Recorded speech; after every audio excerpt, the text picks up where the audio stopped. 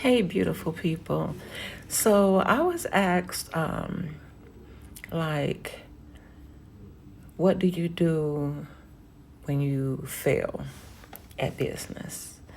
For me, by me going through so many horrific things, I never really like healed. I healed, I would say, on the surface, but not internally healing. I didn't allow God to heal my heart because, like, our mind and heart is where the subconscious resides, like in our soul, because your soul is your will, your emotions, and your mind and heart, right? And technically, your mind and heart are like inchangeable, the same. I hope I said that word correctly, but they like basically the same thing.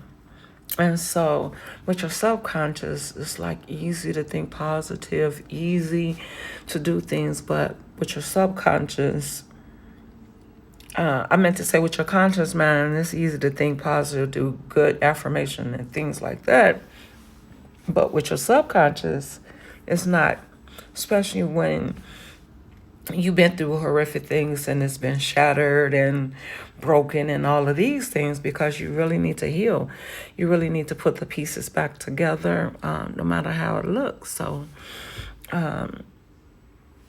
with that, I had extremely low self-esteem, low self-confidence. I didn't believe in myself. And so I would start businesses, and a lot of people be like, you all over the place. Just do one thing. I don't have to do one thing because you're not talented. I'm talented enough to do multiple things with multiple streams of income. And although I was talented and had gifts and skills to do those things, I wasn't healed. I wasn't healed. And so therefore I didn't believe in myself. I wasn't consistent. I was disciplined, but you could be disciplined till the cows come home. But if you're not consistent with something, it's not going to work, period. And so I didn't know how to be consistent. I didn't know how to continue to share my story or to create something and believe in it, or believe that something good can happen to me. I was the person that is something good, no matter how small it may have been, I'm looking for the bad, or I'm looking for it to be taken back from me. Because the majority part of my life, whenever something was given, it was taken. So I always looked at things that good happened to me, something bad is right around the corner. And we know that we have the power and authority to create. And as believers, a lot of Christians and believers, they don't believe that, because they say that takes away the power from God, but it doesn't. Because how many people do you know or heard of that's dead and never seen the full promises of God? They never used their gifts, they never used their talents, because God has given us everything pertaining to life. And so we listen to these preachers and teachers that tell us, you can't do this and you can't do that. God got to do it. Wait on God, wait on God. True, don't get it twisted. You do supposed to wait on God, but to a certain extent. While you're waiting, you should be creating things. You should be speaking things. And because power and life is in the tongue. And so you should be decreeing a thing and things like that. And we don't do that. We sit idly by, twiddling our thumb, waiting on God, and He's waiting on us. That's a true fact. I don't care if it's not scriptural or biblical or whatever. I guarantee you, sorry for sniffling, I guarantee you, you're waiting on God and God waiting on you. Like, come on. Come on. Because see, when we begin to create and speak those things in, then he could come in and bless, touch, show favor, open doors, things like that. A lot of people want to be multimillionaires. They want to do certain things, but how God gonna give you the money? It ain't gonna fly from the sky. And a lot of stupid people always say, God don't use money. God don't need money. It's not the fact that God need or uses money. It's the fact that he uses us and our money to bless other people. And that's why he blessed our money to multiply. Yep. He does. He does. And that's why he give us gifts and talents. We are blessed to be a blessing to others, but a lot of people don't believe in it. So sad, so sorry for them, because when they create things, it's not sustainable. It's not going to last, because God going to make our stuff last.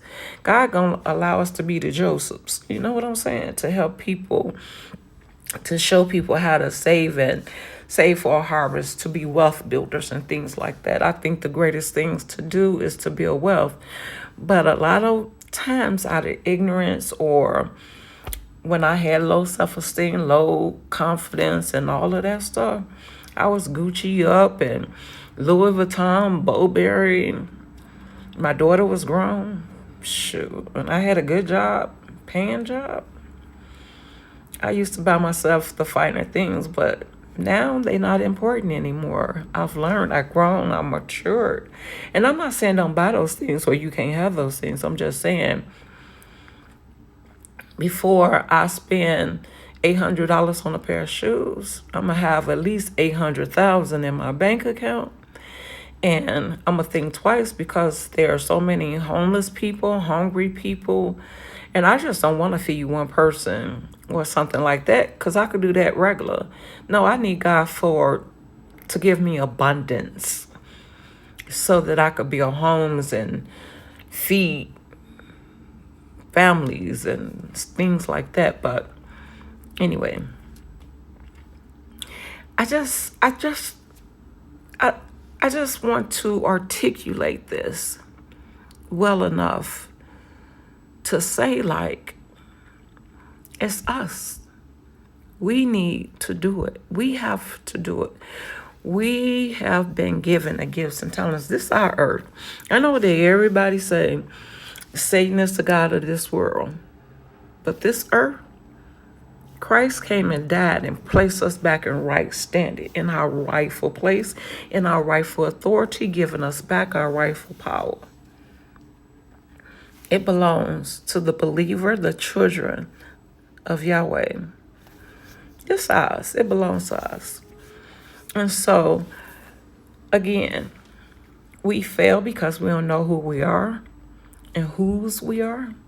We fail because we don't know the power that we possess, the authority that we possess.